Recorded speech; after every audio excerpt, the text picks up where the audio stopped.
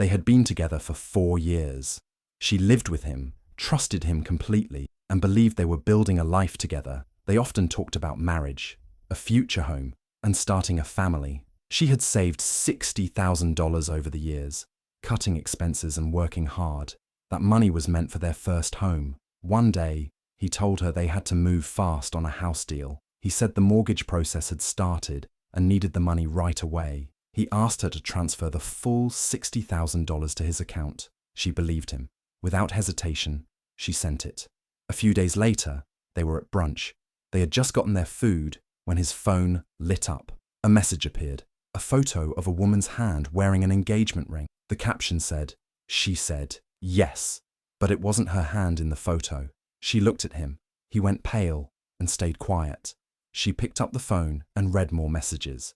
That's when she saw the truth. He had been seeing another woman. The ring on the woman's hand, it was the one she had picked out, the one she had paid for. She left the restaurant without a word. At home, she checked her bank records.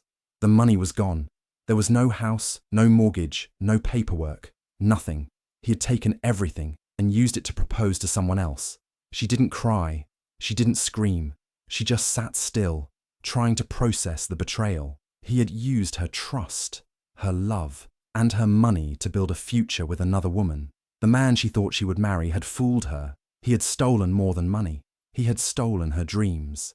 She stared at the wall, quiet but clear. She knew this wasn't the end. He thought he had one, but he had no idea who she really was. He thought she would just disappear, broken and silent.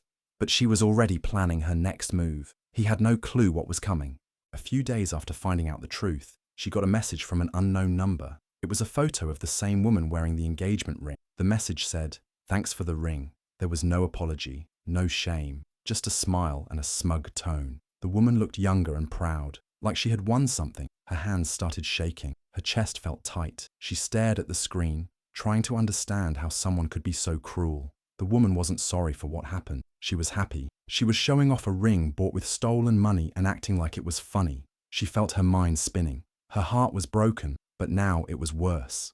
It wasn't just betrayal.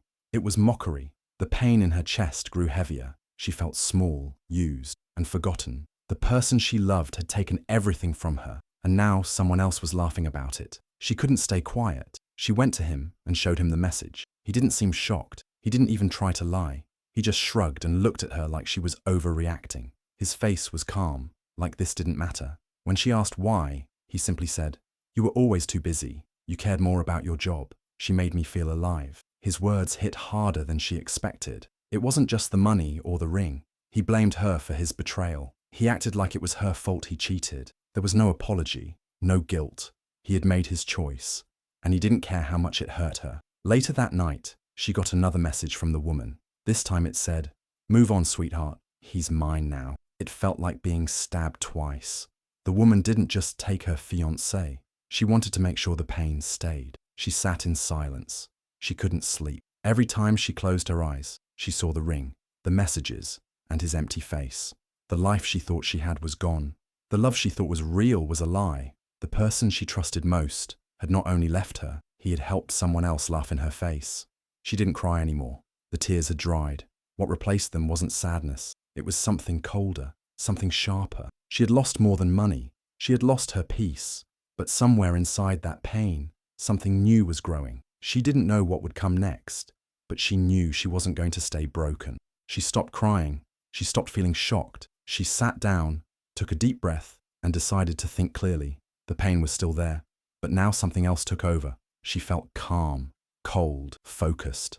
She opened her laptop and started going through everything. She looked at her bank statements. She found the transfer she had made to his account. She saved every screenshot. She opened her messages and copied every text he sent. Then she did the same with the messages from the other woman. Every word, every picture, every date and time, she kept it all. She had worked in commercial finance for years. Numbers and documents were part of her job. She knew how to follow a paper trail. She knew what fraud looked like, and what she saw made her stomach turn. He hadn't just taken her money. He had used her name without permission. She found a file where her digital signature was placed on a fake document. It looked like she had agreed to something she never even saw. That was serious. It wasn't just lying. It was illegal. He had created a false purchase form with her name on it. She had trusted him, and he had taken that trust and used it to fake a deal. She sat back and stared at the screen. She felt no fear, only quiet anger. She didn't tell anyone. She didn't argue with him again. She didn't send messages or ask questions. She knew better. She knew silence was power. So while he was out with the other woman, showing off his new life, she was building her case. She searched for a lawyer who specialized in fraud. She picked someone smart, experienced, and calm. At their first meeting, she brought everything: her documents, her notes, her questions. The lawyer listened, looked through the papers, and said, "This is strong. You have a real case." She nodded. She already knew that. She didn't want revenge through yelling or drama. She wanted justice. Quiet, clean, and complete. From that day on, she worked with her lawyer like it was her new job. Every night, she reviewed more files. Every day, she made sure her story was solid. She didn't want to miss a single detail. He had taken $60,000 and her trust. Now, she was going to take something from him: his comfort, his safety, and his false confidence. He had no idea she was coming, but she was, and she was ready. She stayed silent. There was no reply, no reaction. She withdrew from their world completely. To them, it seemed like she had vanished. The ex and his new partner shared their life online. Dinners, vacations, skyline photos, smiling faces. They looked proud, almost like they wanted to rub it in. She observed everything. Every post gave her information. One photo showed a skyline view she recognized. She studied it closely, compared angles, and searched the area. After careful checking, she found the building. It was a tall, modern tower in the middle of the city. Expensive units, full glass windows, private entry. Her next move was quiet. She researched property records, current tenants, and building performance. Through a trusted work contact, she learned the place was struggling. Too many empty units, delayed maintenance. The owner faced financial stress and was ready to sell. She kept working in the background. No announcements, no attention. She created a company with a neutral name and placed a private offer. It wasn't the largest bid, but it came with fast payment and no complications. The owner, tired of the losses, agreed. While the couple enjoyed their new life, she signed paperwork. While they posted photos, she gained control over the building they lived in. The process was smooth, legal, and quiet. On the surface, everything in her life seemed normal. She moved carefully, showed no change in her routine, and shared nothing personal.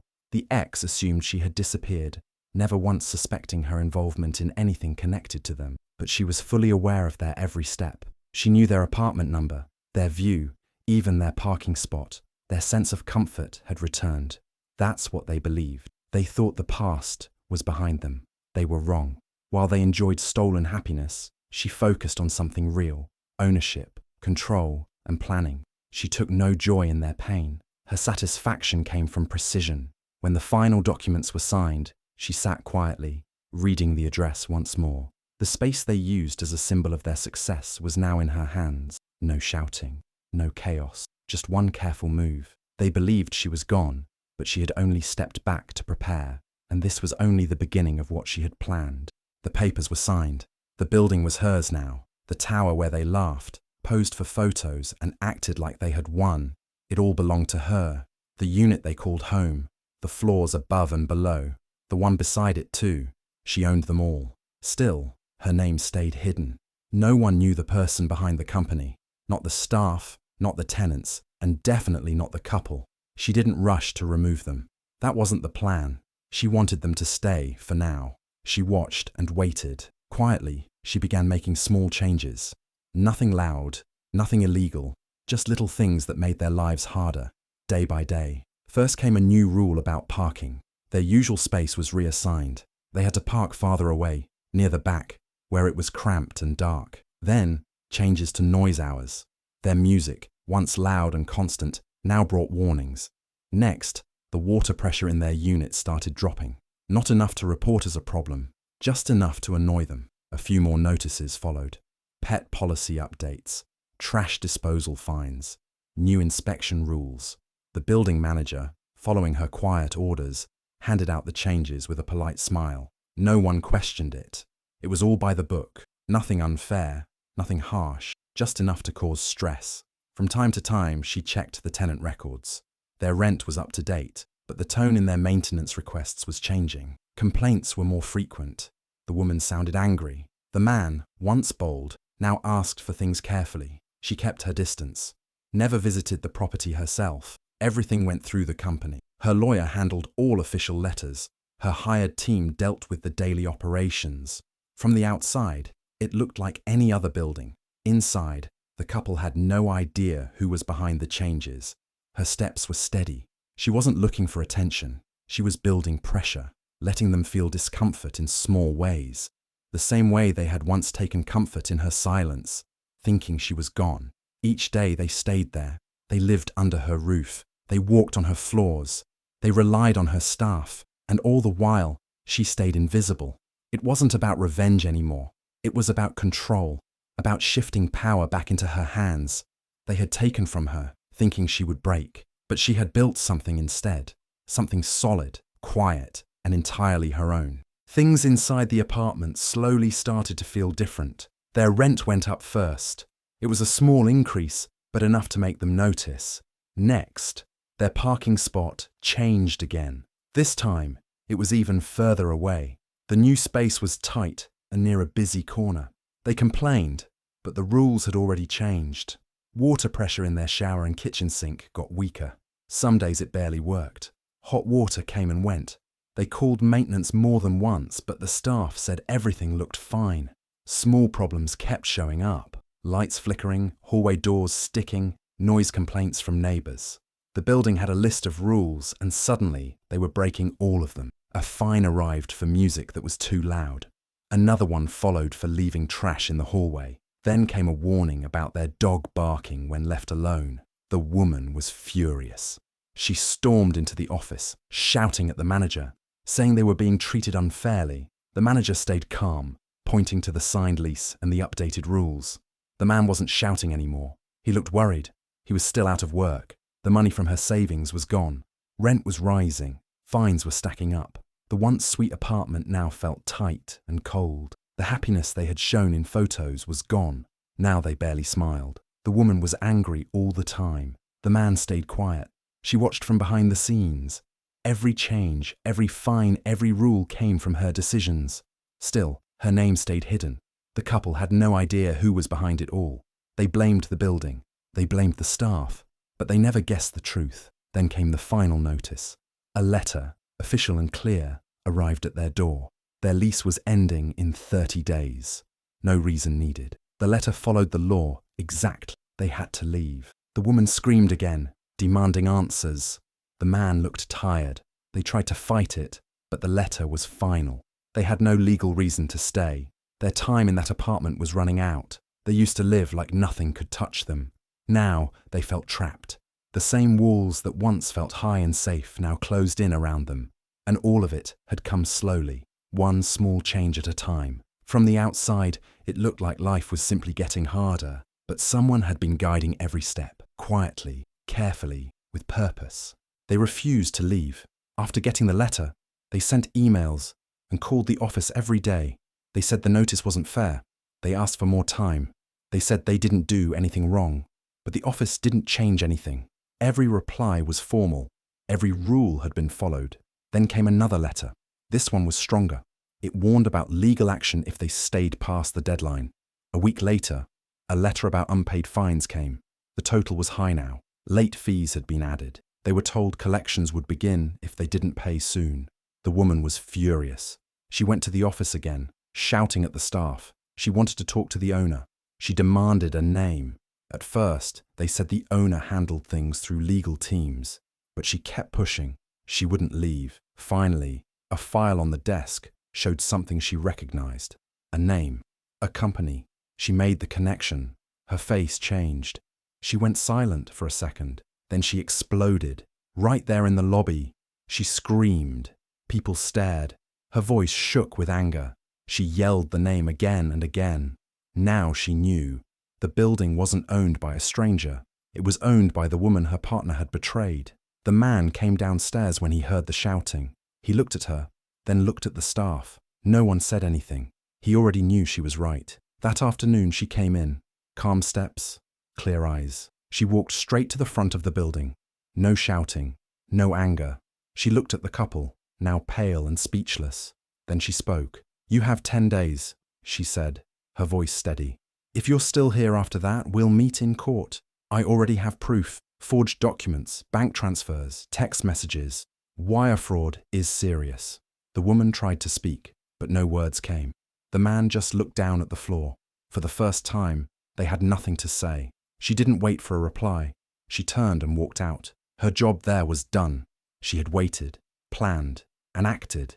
Every step had led to this moment. She gave them no more chances, no more silence. Now they knew who held the power. They had laughed and smiled, thinking they had won. But the truth had arrived, and it spoke clearly. 10 days left. Then, consequences. 10 days passed. They did not leave. No response, no effort to move. They stayed inside the apartment, like nothing was happening. But everything was ready on her side. That morning, a moving truck arrived at the building.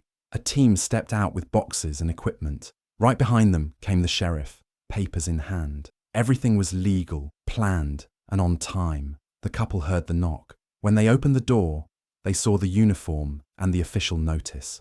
The woman shouted again. She said it was unfair. She said she wouldn't go, but none of it mattered anymore. The time for talking was over. The movers stepped in and began packing their things. Clothes, bags, shoes, kitchen items. All of it went into boxes. The man didn't say much. He sat on the couch, staring at the floor. His face was pale. His hands didn't move. The woman kept yelling, but her words were shaking. Her voice cracked. Outside, a few neighbors watched from windows. Some filmed the scene. The woman followed the movers to the parking lot, screaming. She kicked one of the boxes.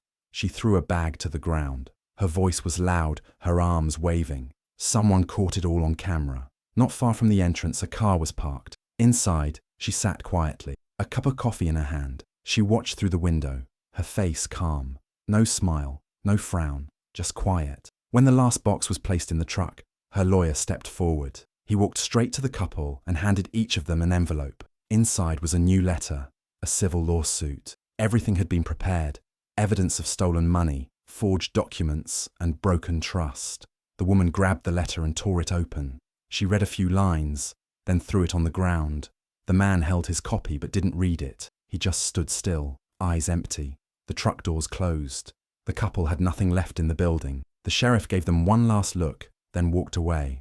The movers drove off. The parking lot became quiet again. She took one last sip from her coffee, started the car, and left. There were no loud words, no scenes, only action. Her plan had worked step by step. No rush, no mistake. They had thought she was gone, but she had never left. She had only waited for the right moment to finish what they started. After the eviction, the building felt quiet. She didn't waste time. Renovation work began right away. Old tiles were removed, walls got fresh paint, and new lights brightened each hallway. The broken things were fixed.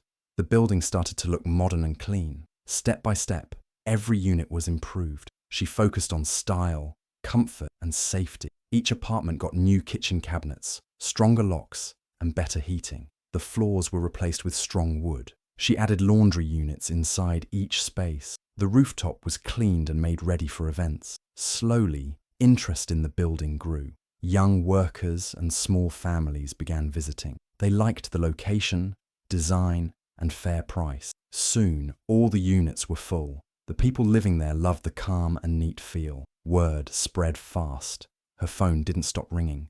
Emails came in asking about open units. Rent was now much higher than before. Her early investment had grown big. What started as a painful story turned into a smart deal. She made back what she lost, and much more. The money she once gave away in trust had returned in control and growth. People in real estate started to notice. Her name became known in meetings and events. Some asked her for advice. Others wanted to work with her. She got offers to buy new buildings together, to start bigger projects in nearby areas. Slowly, she built a name not just as a survivor, but as a strong and smart businesswoman. She stayed quiet about the past. No one knew the full story, just the success. She let the results speak. The pain didn't show anymore, only progress. One day her assistant brought her a file. It was a job application. She opened it, scanned the name, and paused. It was him, the same person who took her money and heart. Now he needed work. and he had applied to one of her new buildings as a property assistant. She didn't smile. She didn't feel angry, just calm. She took a pen and marked "declined" on the form. No message, no reply. She handed the file back and moved on to the next task. The office was busy. Staff walked around with plans, contracts, and updates. She looked outside the window at the city that once hurt her. Now it was her ground to build on. She didn't need revenge anymore. She had results. She had power. She had peace. Many months passed. Her life had changed in every way. The pain was behind her. Her days were full of work, meetings, and planning. The building was running well. New projects were starting. She felt calm and proud. One evening, her phone buzzed. It was a message from an unknown number. She opened it. The words were simple. "I miss us." It was him. The same man who took her money, trust, and love. Now he was reaching out like nothing had happened. She didn't get upset. She didn't answer right away. She looked at the message, then opened her photo gallery. She found a picture of the building taken that morning. The sun was shining, the entrance looked perfect, and the new sign with her company name was clear. She sent the photo with a short note. "Still thriving. Hope you found a roommate." Then she locked her phone and didn't check it again. There was nothing more to say. No hate, no sadness, just truth. The next day, a woman came into her office. She looked tired but kind. Her voice was soft. She said she had just gone through a divorce and needed a fresh start. She'd seen the building and felt safe there. She hoped for a small, quiet unit. She listened, nodded, and showed her a few options. The woman chose a sunny one-bedroom on the 3rd floor. It had clean walls, new windows, and a view of the park. She smiled for the first time in a while. The papers were ready. She picked up a pen and signed. As she watched the woman write her name, she felt something deep inside. It was more than success. It was healing. She had once stood in that same spot, broken and lost. Now she was giving someone else a second chance, just like she gave herself one. She stood up, shook the woman's hand, and wished her well. Then she walked back to her office, closed the door, and sat down. Outside, the world kept moving. Cars passed, birds flew, the city lights blinked. Inside, she was still. Her journey had been long and hard, but she had made it, not just with money or buildings, but with strength and peace. She had the final word, and it wasn't loud. It was quiet, steady, and full of power, the kind that didn't need to prove anything. It simply stood, solid and unshaken. Do you think she did the right thing by turning her pain into power and never looking back? Or should she have given him a second chance after everything? Let me know what you think in the comments. I'd love to hear your thoughts. And if you're into stories of smart revenge and bold comebacks, don't forget to subscribe and hit the notification bell so you never miss a moment.